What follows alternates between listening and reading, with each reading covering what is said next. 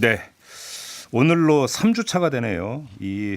지금 대한민국 시간과 비컨 뉴스 콜라보 방송을 저희가 3부에서 진행을 하고 있는데 오늘이 3번입니다. 네. 3번째 진행하는 걸 보고 갈지 말지를 한번 우리 두 분과 한번 이야기를 나눠보도록 하겠습니다. 중요한 날이네요. 아, 중요한 날입니까? 네. 네, 알겠습니다. 인사이트 K의 배종찬 소장 모셨고요. 어서 오십시오. 안녕하십니까? 김기현님 아십니까? 배종찬님 화이팅 이렇게 지금 문자를 보내주셨네요. 아는 분이십니까? 지금 대한민국 국민이 다 아는 분이죠. 아, 배종찬 소장을 아니요. 왜 이러세요? 네. 네. 자, 그다음에 이종훈 작가 모셨습니다. 어서 오세요. 안녕하세요. 네. 자, 오늘도 아주 그 화합이 잘 이루어지기를 기대를 하면서. 네. 왜요? 찰떡캠이죠. 우리는. 별로 그런 것 같지가 않아서 지금 제가 이런 거예요. 제가 항상 뭔가 묘한 기류가 흐르는 것 같아서 중간에 있는 제가 좀 뭐 해갖고 지금 그러니까 당부의 말씀을 드리는 난기류죠. 네. 자, 오늘도 빅데이터 분석부터 한번 시작을 해볼까요? 제가 네. 이제 오프닝에서 미리 예고는 해드렸습니다. 3부에서 해리 해리스 주한 미국 대사. 참 이번 한번 집중적으로 한번 분석을 해봐야 되는 사람이 됐습니다. 그렇죠? 네. 빅데이터에서 이제 어떻게 이제 그 여론이 형성이 되고 있는지가 궁금한데요. 몇 번의 계기가 좀 있었던 것 같습니다. 그렇습니다. 네. 소셜 매트릭스 인사이트 빅데이터 분석 도구죠. 주한 미국 대사 해리스를 검색으로 입력을 했는데요. 1차적으로는 이번 달 7일경에 언급량이 반짝 상승했던 것으로 나타났었는데 그때 무슨 일이 있었던 거죠? 그러니까 미국과 이란의 대결 구도가 전개되면서 중동발 위기 상황이 나타났죠. 그때 해리 해리스 주한미 대사가 호르무즈 해협 한국군 파병을 요청하면서 각 언론 보도 또 SNS 중심으로 언급량이 반짝 상승했는데 그때 이런 일이 있었죠. 네. 그렇지만 우리 정부에서 그다지 호응하는 반응 이 뉴스가 또 더 계속 이어지지는 않았거든요. 소강 상태였다가 문재인 대통령이 신년 기자회견에서 밝힌 남북 관계 주도적 개선 관련 발언에 대해 북한과의 관계 변화에 대해 미국과 협의해야 한다. 그렇죠. 이를 어길 경우 세컨더리 보이콧에 해당할 수도 있을 것이라는 등의 발언을 내놓은 시점인 16일부터 관련 언급량이 급 상승했습니다. 바로 그 다음 날 저희가 민주당의 송영길 의원과 인터뷰를 했을 때 송영길 의원은 조선 총독이냐라고 이야기를 해서 수많은 기사가 생성돼서 그러니까 조선 총독부 이야기가 나온 다음부터 이제 정말 그 이야기가 해리스가 나오고 나서 코수염 이야기까지 나와요. 네. 역대 조선 총독은 모두 코수염이 있었다. 일파만파. 네. 네, 이렇게 됐었죠. 네. 네, 근데 기억이 그 생생합니다. 네. 이야기는 또 코수염 이야기는 이제 이따가도 소개를 해드릴 텐데 네. 그게 사실은 왜 이제 저를 쳐다봐요? 왜? 턱수염이고 이건 저는 코수염 아니에요. 코 밑 턱수염, 네, 아무튼, 코 밑, 네. 코 엔드 턱수염. 네. 네.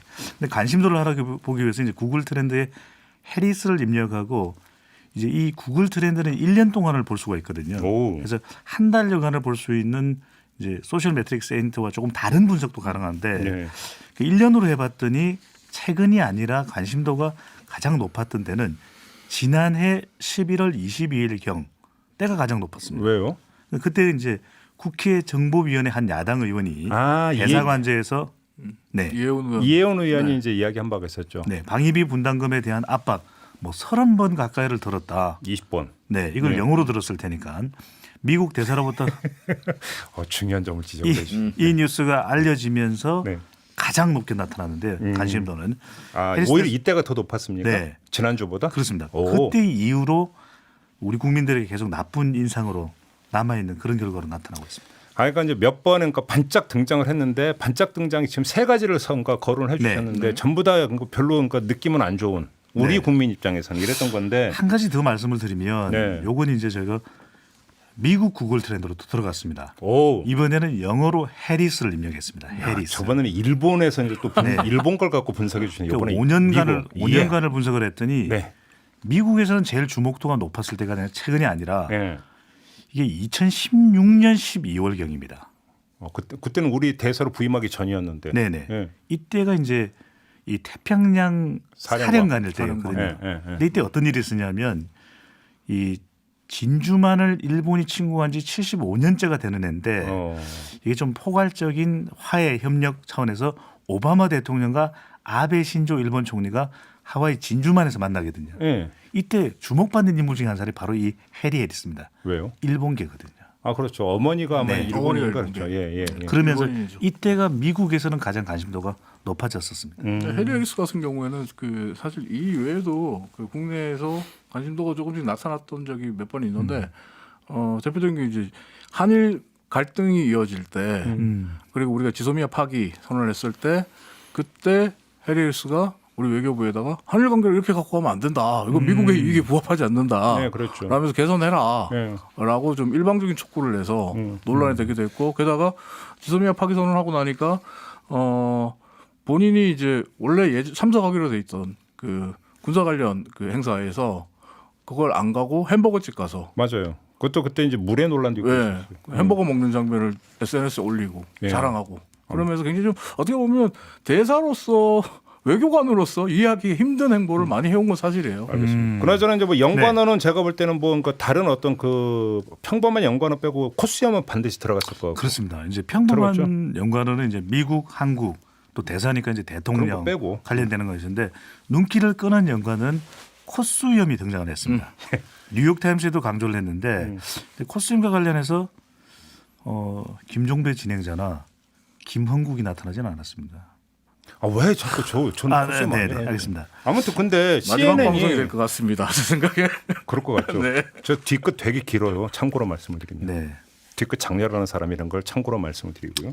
이렇게 되는군요. 네. 아무튼 미국 CNN 보도에 따르면 이 코스염 얘기에서 우리가 뭐 그 인종주의 뭐 이런 식으로 뭐 쏠려갔다 이런 보도를 내놨다면서요. CNN은. 그렇습니다. 이제 한 귀로 듣고 한 귀로 흘려야죠. 이게 정말 터무니없는 얘기인데. 아니 우리가 언제 무슨 인종주의 그래서 이게 뭐냐 일본계다 뭐 이런 걸 가지고 뭐 이렇게 했다라는 식으로 CNN이 보도를 했다고 하더라고요. 요즘 보니까. 그렇게 이제 CNN이 반응을 했던 걸 보면 이제 뉴욕 타임스에서 먼저 코스염을 기른 것이 과거에 이제 일본 총독이 계속 코스염을 기른 일본 총독이나 또는 이제 순사의 모습 그것이 연상된다라는 것을 보도했는데 이때 네. 이제 해리스 대사가 반박을 합니다. 어떤 반박을 하냐면 이 반박이 CNN 보도에 영향을 줬을 수가 있는데 해리스 대사가 이런 이야기를 했죠.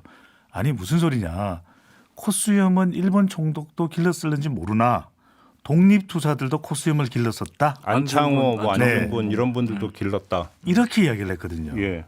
이게 과연 이것을 비교해서 설명할 내용이었느냐. 근데 이제 CNN 같은 미국 언론에서는 이걸 가지고서 아니, 한국이 왜 그러냐. 라고 이제 지적을 한 부분이죠. 아니 그 한국은 코스염 때문에 그러는 게 아니에요. 그렇죠. 그렇죠. 코스염은 네. 사실 뭐 코스염을 기르든 턱수염을 기르든 네. 뭐 머리를 산발을 하든 그 관심 없어요. 그런 게 네. 중요한 게 아니고 왜 우리 국익에 그러니까 그 져야되는 발언을 정면으로 그것도 뭐 종북 좌파 얘기까지 했잖아요. 네, 그렇죠. 문재인 대통령이. 대통령이 종북 좌파에게 그런 얘기를 왜 하느냐 얘기를. 이거죠 지금. 네. 그런 거 아니겠어요? 코스염 관련해서 오늘 상당히 흥분하시네요. 오늘 계속 저희 심기를 건드리고 있어요. 아니. 해리스에서 트위터 보면요. 네. 이 그 팔로우돼 있는 그 언론사들이 네. 조선일보, 중앙일보, 동아일보, 에이. SBS 뭐 이렇게 그거는 당연히 취지 네, 차원에서 당연히 당연히 뭐 있지만. 팔로잉 해야 되죠. 그러니까 그렇죠. 기사들을 좀 어떻게 보면 그런 쪽으로 많이 또 정보를 듣고 있는 거 아닌가 하는 이야기도 좀 나올 정도예요. 근데 아무튼 이제 세 번 했던 그 이제 그 계기를 말씀해 주셨는데 네. 그러니까 감성이 어떻게 나타나는지가 궁금한데 부정적 감성이 많았습니까? 부정적 감정이 많았는데 네. 그냥 많았다고 보기는 힘든 것이 이제 지난 7일 경에 호르무즈 파병과 관련해서 이제 반짝 상승했을 때는 네네네. 감성이 나쁘지 않았어요. 오히려 긍정 및 중립 감성이 더 높았습니다. 지난 7일에 네, 호르무즈 파병 요구했을 때? 근데 그랬어요? 관련된 조사를 보면은 뭐 그 구체적인 수치는 말씀 안 드립니다. 파병의 찬반도 비슷한 그런 여론조사가 나오기도 했었고 네. 또 20대의 경우에는 파병 찬성이 연령대 중에서 가장 높기도 했거든요. 아 그랬나요? 그러니까 예. 그렇게 부정적이지만은 않았던 여론이었었는데 어허. 근데 이번 16일경 대통령의 대북 정책에 대해서 미국과 협의가 있어야 한다. 예. 이런 발언이 알려지면서 부정 감성이 폭발적으로 상승을 했습니다. 긍정 감성은 부정 감성 긍정 감성은 심지어는 중립 감성보다도 낮을 정도인데 부정 감성이 긍정 감성보다 5배 이상 더 높게 나타났습니다. 압도적이었다. 네. 이 시점에 관련됐던 또 뉴스 보도가 뉴욕 타임즈, 미국 뭐 최대 일간지라고 평가받고 있지 않습니까? 또 여당 의원들 사이에 조선 총독설이 흘러나오기 시작했죠. 사실 이전에 이 발언 이전에 해리스 대사를 얘기할 때 어머니가 일본인이다, 일본계다 이런 얘기 잘 안 했거든요. 근데 최근 들어서 그 어머니 중요하지도 일본이다. 않고요. 네, 그렇죠. 네. 우리는 그런 거 뭐 신경도 안 쓰고 CNN이 말하는 뭐 인종차별 이런 거 신경도 안 써왔거든요. 신경 써서도 안 네. 되고. 예. 그렇죠. 사실 그게 본질은 아니잖아요. 그럼요. 어떻게 행동하고 발언하느냐가 더 중요한 그 것이죠. 자체가 선입견일 수도 있고 네. 편견일 수도 있으니까 뭐 그런 얘기를 올릴 이유는 저는 없다고 보는데 네. 문제는 그래서 주재국 대사가 주재국의 대통령과 주재국의 국익과 관련해서 이런 식으로 이야기하는 전례가 있었느냐 이건데 없었던 것 같아요. 우리나라를 거쳐간 주한미 대사 많잖아요. 네. 네. 이런 경우 이런 그 캐릭터 보니까 기억나는 분이 있어요? 그러니까 미국 대사들의 과거의 내용을 가지고 제가 한번 분석을 해봤더니 네. 이걸 뭐 이제 지금 비교를 해서 설명하기는 뭐 같은 데이터의 속성이 있는 건 아니니까. 네. 그런데 대표적인 사람이 이제 마크 리포터거든요. 아, 마크 예. 리포터와 관련해서는 워드 클라우드 분석을 해보면 상당히 좋은 이야기들이 많이 나옵니다. 그래서 함께 갑시다. 그 다음에 그 당시 세종문화회관에서 강연하고 나오는 길에 그때 이제 그런 커트칼 예. 피습도 예. 있었는데 예. 그런 본인으로서는 나쁜 기억이 될 수 있는 일이 있었음에도 불구하고 한국을 사랑한다. 예. 심지어는 자녀들도 한국 이름을 지어줄 정도였고 그러니까요. 심지어는 이 특정 야구팀의 팬이기도 했거든요. 그래서 야구장도 많이 네, 갔었어요. 거가고 뭐 제가 응원하는 팀은 아니었어요. 예. 네, 그래서 제가 원하는 팀도 아니었는데 지금 인터넷 SNS 보면 전임 대사는 천사였고 지금은 악마가 왔다. 천사와 악마. 아무튼 근데 그 이제 과거에 알렉산더 버시바우라고 하는 대사가 네, 있었어요. 네. 버시바우 대사. 이분도 이제 상당히 뻣뻣한 것으로 이제 꽤 어떤 정평이 네. 있었는데 지금 해리스 대사하고 비교하면 이분은 엄청 유했던. 그러니까 두 가지로 나눌 수가 있을 것 같은데 이제 역대 우리가 뭐 60년대 70년대 굉장히 우리 정권 자체가 이제 독재 정권일 때 미국 대사가 우리 정치에 미친 영향이 굉장히 컸지 않습니까? 아 사실 이제 그때까지로 거슬러 올라가면 네. 정말 한국 비하성 발언했던 것도 저도 기억이 나요. 그때는 그렇죠. 내정 간섭의 발언이 많았죠, 사실. 그러니까 그런데 이제 그 이후에 보면은 대체적으로 뭐 도널드 그렉 같은 사람도 CIA 출신이지만 미국에 돌아가서는 코리아 소사이티를 운영하는 등 한국에 대해서 상당히 우호적이었거든요. 그러니까요. 공공 외교가 상당히 강조되고 있는 시기인데 네. 그래서 말씀하신 대로 버시바우 대사도 우리 기억나고 캐슬린 스티븐스 한국명 이분은 뭐 네. 한국명 심은경 은경 누나 은경 언니 이분은 대단하신 게 우리말을 자유자재로 네. 이 뚱커벨 배수장보다도 더 자유자재로 구사할 정도고 이종훈 막내 작가보다는 훨씬 더 잘하죠. 먼베려? 뚱꺼벨. 아니, 네네. 그건 뭐 중요한 건 아니고요. 예. 그럴 정도였는데 이종훈 작가보다 훨씬 더 잘하는 이분 같은 경우에는 한국에 대한 다 사랑이 넘치잖아요. 저는 지금도 한복 입은 그 그러니까요. 사진이 지금도 그렇죠. 머릿속에 네. 있어요. 네. 애정이 있었어요. 확실히. 심지어는 궁금한 한국 하나. 며느리 소리를 들었고 네. 또 한 분 우리가 잊을 수 없는 대사 중에 한 분이 또 성킴 물론 한국계이기는 했지만 네. 또 한국 사랑 대단했고 지금 필리핀 대사이기도 하고 그러니까 이런 분들을 보면 공공 외교에 대한 게 굉장히 큰 특히 마크 리포트는 지금 저기 광화문 쪽에 피막골 쪽에 좋아하는 순두부 집도 있잖아요. 그대로 있죠. 순두부를 우리보다 더 잘 먹어요. 네. 그러니까요. 저는 그래서 좀 꼭 마지막에 이 말씀을 드리고 싶은데 로마에 가면 로마법을 따르라는 말이 있는데 네. 그러니까 그 미국 대통령의 특명 정권 대사니까 미국 법을 따라야겠죠. 한국 법을 따르는 게 아니라 뭐 거기까지 좋다 이거예요. 하지만 로마에 왔으면 로마 시민의 어떤 그 민심과 이거는 존중을 할 줄 아는 기본적인 자세는 좀 갖춰라. 이건 얼마든지 얘기할 수 있는 거 아닙니까? 맞습니다. 한국에 왔으면 네. 한국의 여론과 한국의 민심과 한국의 어떤 대통령에 대한 그 가장 기본적으로 존중하는 자세는 보여야 되는 거가 맞는 거 아닌가요? 한 가지를 더 말씀드리면 그러니까 너무 많은 민감한 현안들의 대사가 개입된 모습이 나타나고 있다. 왜냐하면은 20대들의 경우에는 우리가 각종 여론조사를 종합해서 분석을 해보면 미국에 대한 선호도가 높은 편입니다. 네. 그러니까 호르무즈 파병에 대해서도 미국이 싫다면 아예 응감생심 말도 꺼내지도 않았겠죠. 젊은 층 같은 경우. 예, 젊은 네. 층 같은 경우에. 그런데 이들이 주한 미 대사 관절을 월장했잖아요. 네. 그만큼 지금 민감한 반응으로 나타나고 있다는 것도 좀 기억에 둘 필요가 있겠습니다. 알겠습니다. 이 방송 좀 들었으면 좋겠습니다. 네. 한국말을 잘 알아듣는지는 잘 모르겠습니다. 저는 처음에 부임했을 때 막걸리를 먹던 그 초심으로 돌아가야 된다고 생각해요. 비컨 뉴스로 넘어갈까요? 네. 네. 비컨 뉴스는 오늘도 뭐 해리스 대사에 대한 이야기인데 먼저 MBC 뉴스데스크가 보도한 내용을 오디오로 먼저 만나보시죠. 네. 공개적으로는 자기 나라 대사를 감쌌습니다. 미국 국무부 대변인은 해리스 대사가 폼페이오 장관의 신뢰를 받고 있다고 인터뷰에서 밝혔습니다.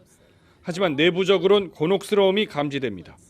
국무부의 여러 고위 당국자들은 발언 취지가 와전된 면이 있다고 한국 정부에 먼저 설명을 전한 것으로 알려졌습니다. 군 출신인 해리스 대사의 직설 화법 탓에 한국이 북한과 협력하려면 미국의 허락을 받아야 한다는 오해를 낳았다는 겁니다. 아, 그러니까 미국 안에서도 네. 좀 이게 좀 넘어가 나간 거 아니야? 좀 곤혹스러워한다 이런 얘기네요, 리포트가? 네, 그러니까 해리스 대사 같은 경우에 사실은 군인이던 시절에도 문제가 좀 많았어요. 발언 때문에 구설에 많이 올랐던 인물이. 그랬어요? 과거 자체가 예. 원래 이 사람이 좀 말을 좀 어떻게 보면 거칠게 내뱉고 좀 좌충우동을 하는 그런 모습이 있었어요. 어떤 사례가 있었는데? 대표적인 사례가 이제 영화 어플 군면에 나오는 시설인 쿠바 칸타나모 미군 기지 수용소의 사령관을 지냈던 2006년 6월의 이야기인데. 거기 사령관 지냈어요? 네, 간타나무 거기 사령관에서. 예. 거기 사령관이었는데 예.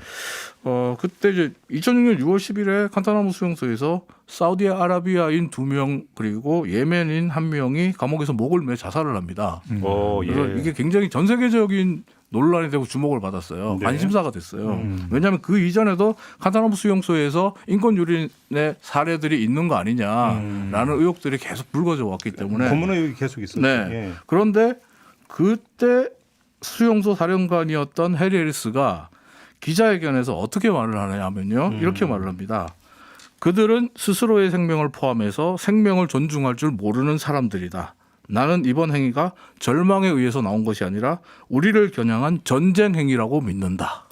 그럼 이 사람들이 극단적 선택을 했는데 이걸 전쟁행위 전쟁이다. 미국에 대한 전쟁 행위다.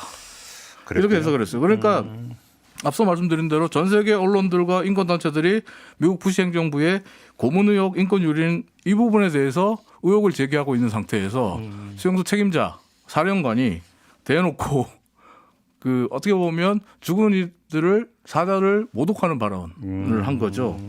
그리고 한마디로 이런 일이 있었군요. 비인간적인 그러니까 수용자가 죽었는데 이걸 비인간적인 적군의 사악한 음모다, 전쟁행위다 이렇게 막말이죠. 어떻게 보면 네. 이 막말을 해서 국제사회에서 큰 비난을 받았어요. 예. 그때도 부시 행정부가 이 말에 대한 직접적인 해명을 못 내놨어요. 그러니까 겉으로는 말도 못하고 예. 속으로만 정말 끙끙 앓는 그런 상황. 지금과 비슷한 상황이 나왔는데 근데 이런 막말과 논란에도 불구하고 이후에 재밌는 건 해리스는 계속 승진을 거듭합니다. 그래서 앞서 얘기한 대로 2013년 태평양 함대 사령관까지 올라가는데 이런 해리스 대사의 군인 시절의 과거를 아는 분들은 그런 얘기를 많이 해요.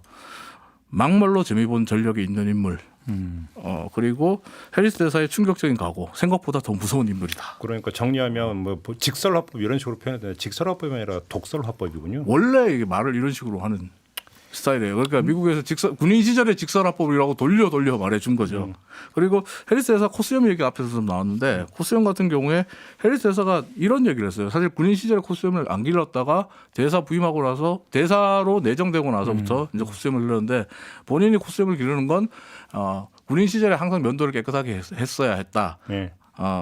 군인이었던 과거와 외교관이 된 지금을 구분하기 위해서 코스튬을 기른다 이랬거든요. 근데 그건 개인 선택의 차이니까 외모보다 말과 행동, 언행으로 구분짓는 게 맞지 이종훈 않나. 작가가 이야기했듯이 미국의 구글 트렌드로 이렇게 분석을 해봐도 예. 굉장히 군과 관련된 내용들이 많은 인물이거든요. 그러니까 지금 우리가 주로 이야기하고 있는 것은 외교 관련된 것, 대북 관계는 미국 국무부 차원인데 국방부 차원의 그것도 태평양 함대 사령관의 이 속성과 이 근성이 굉장히 많이 드러나고 있다.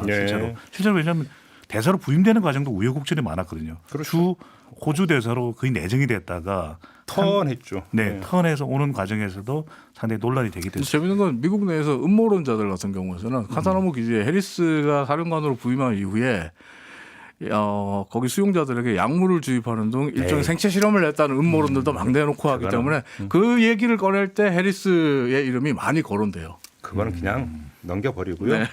그냥 음모론이니까 확인 안 된 거는 우리 여기서 얘기하지 맙시다. 음모론 때 많이 나온다고요. 다만 어떻게 얘기해도 좋은데 우리나라에서는 그러지 말라. 이렇게만 언행으로 저는 점잖게 말씀드리겠습니다. 그렇죠. 과거 행적이 어떤 간에 지금이 또 아주 또 우리에게는 매우 중요한 것이니까요. 우리는 품격을 지켜야 되지 않겠습니까? 네. 이슈의 핵심을 꿰뚫는 예리한 시선, 믿고 듣는 진품 시사 김종배 시선 집중.